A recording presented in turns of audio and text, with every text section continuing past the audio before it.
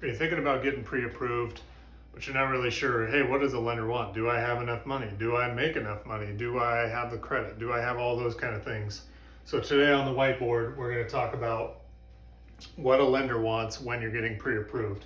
And ultimately, what they want is their money back, right? Like and you would too, if you lend someone your money, you want that money back, right? So, but with getting their money back, they have to follow certain guidelines laid out by whether that's the FHA or VA guidelines or Fannie Mae and Freddie Mac. We as a lender have to follow certain guidelines to make sure we can evaluate whether we will get our money back or not. So at the end of the day, the first thing is with us getting our money back as a lender, we're going to start looking at your income. Okay, and it's not just like in 2008 you could go, yeah, I have a great job, I make whatever money this each month and this is what I make, and you could just say that.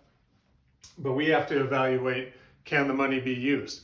A lot of people that are self-employed may write off a lot of things, so their income is maybe different than what they tell us as to what it shows on the tax returns.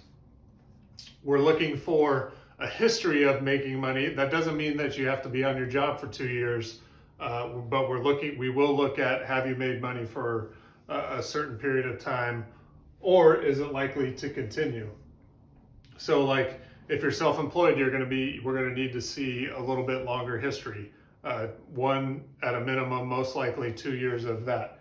If your income is variable, there's more history that's needed. If your salary or those kind of things and there's no variance in what you get paid, it can be a little bit shorter of time frame of you being on the job. And then future earnings. If you're retired and you're only going to get that income for a year, we can't necessarily use that. If you're a veteran and you get the GI Bill, there's not long enough continuation, so we can't use that income either. So with the income is, can it be used?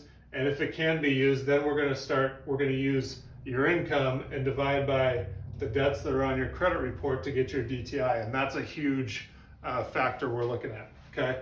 So when we pull a credit report, it's not just your score that we're looking at. Obviously, that's kind of the thing that kind of sticks out. Obviously there's a certain number we got to hit. For some lenders, it's 580. For some lenders, it's 600. For some lenders, it's 620. So if you're being denied and you're below 620, maybe reach out to a couple of different lenders to see if you can make something work, or work with a lender based on the credit report that they pulled to get to improve your credit. We can't use the credit report you pull from Credit Karma or whatever, and our report's going to be different. The algorithm's different. That's a whole different video. But basically, so again, we don't look at just your credit score. We're looking at for bad stuff like foreclosures, bankruptcy, short sales, collections, all those kind of things to kind of evaluate, again, will we get our money back? And the credit report is basically a report of, have you paid your bills in the past? Are you responsible with your money?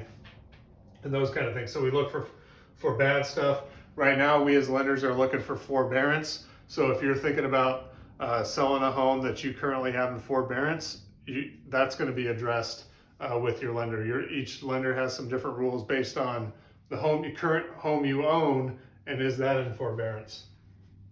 And then we're going to look for disputes to see if you have any accounts in dispute, and those are most likely going to have to be removed. But again, talk to a lender before you make any decisions and make any moves on your credit, because you can pull a credit report and we can go through it and then fix it and then it saves you time and could save you paperwork. And then student loans, with everything being in student loans being in forbearance right now, that's going to change the way we view that debt to income ratio. Right now on most loan programs, it's 1%. On VA, there's some different rules, but with your forbearance or student loans in forbearance, we're going to have to count 1% of what you owe against your debt to income ratio, and that could affect your ability to qualify as well. So again, we take the income, we take what's on your credit report, those debts, and that's how we come up with your debt to income ratio. And then typically we want to see a debt to income ratio.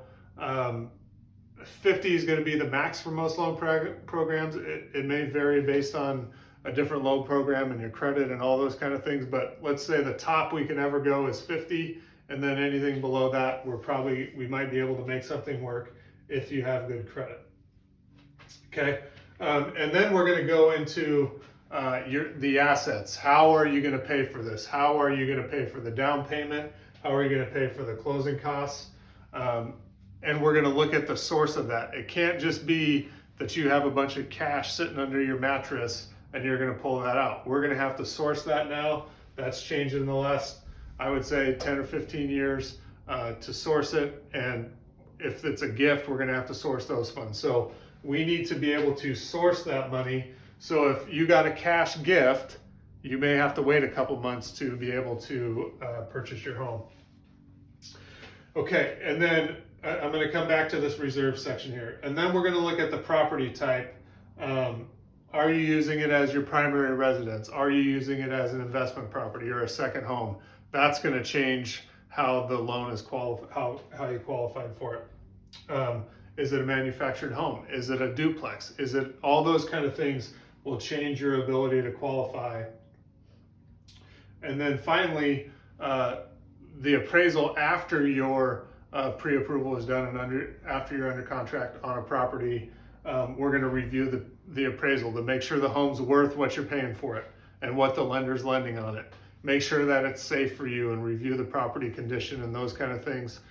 You'll go through an inspection that will tell you those kind of things, but so the lender is a little bit less strict than your inspection will be, but we're going to review that appraisal to make sure, one, that it's safe for you to live in and that it's in condition, and then two, that it's worth what we're lending on it.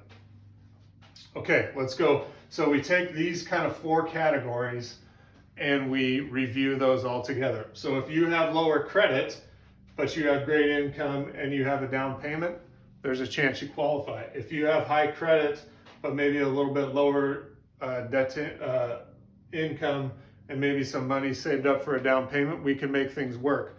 What happens is we're going to look at the whole picture. If all of them are great, it's a slam dunk. If one of them is maybe lacking, then maybe we can work on some other things to get you fixed. So you don't have to have perfect credit. You don't have to have great income.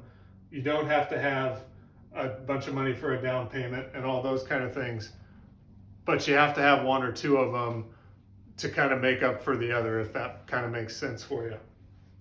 And at the end of the day, the whole loan process is we take an application, we review these 4 things, we collect documents to verify what you said is true, and then we go through it again. And the application, the pre-approval, is at the end of the day kind of a rough draft to this process, and the underwriter is that final draft. And so reach out, let's go over the pre-approval. Again, you may have some lower income or some income or credit issues, and those can be fixed, but they also may not sink you in terms of pre-approval.